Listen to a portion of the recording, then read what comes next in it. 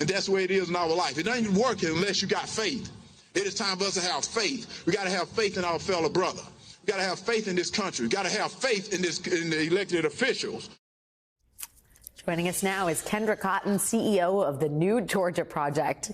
Ms. Cotton, thank you for being here. And I saw you smiling listening to that extraordinary stump speech from Herschel Walker. But let's start with the former president.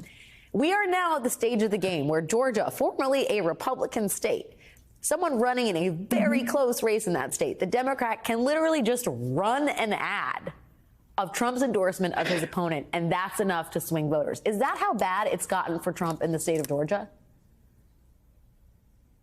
Yes, I think it's how bad it's gotten for Trump, but I think it's also a testament to how awful a candidate Herschel Walker actually is. He was repudiated at the ballot box in the general. We did not quite get to that 50+1 threshold, but we fully intend to leave it all on the field in advance of December 6th. And yes, I think you accurately described it with Trump being an albatross around his neck, and we're going to continue to remind voters that's who he's aligned with. What of the Warnock campaign is a very, I don't want to say trepidatious, they're a very careful campaign.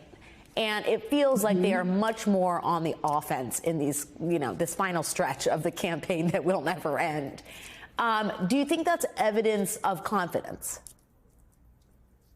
I think it's evidence of confidence, but I also think, we expected this to happen. We expected this to be a tight race. I'm sure the campaign expected that too. But I think they also know that they can't just leave it up to grassroots groups like ours to do all of the punching. And so I think what we're going to see now is them trying, like as you already described, be on the offense, not on the defensive when dealing with the Walker campaign. The grassroots ecosystem here in Georgia is ridiculously robust, and I am so proud to be a part of it. I mean, to talk about the turnout game and what we're going to be doing, we have plans, New Georgia Project Action Fund, to knock 1 million doors in just over these 22 days before December the 6th. And that is ridiculously a large number because we only knocked 2.1 million doors between the primary and the general all of this year. So we're bullish out here because what we know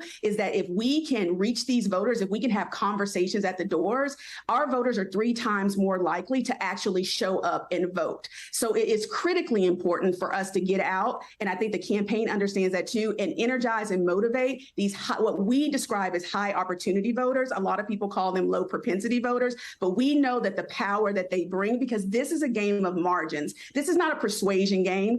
People are firmly in their camps. And so what we do at NGPAF, a New Georgia Project Action Fund, is we try to connect folks to the policies. Yes, it's about Warnock, but we're not here as Democrats. We are nonpartisan. This is about heart issues. This is about what is impacting voters. It's about reproductive justice. It's about, access to affordable health care. It's about judicial appointments. And our voters understand that regardless of who's on the ballot, we are voting for greater progress in this state.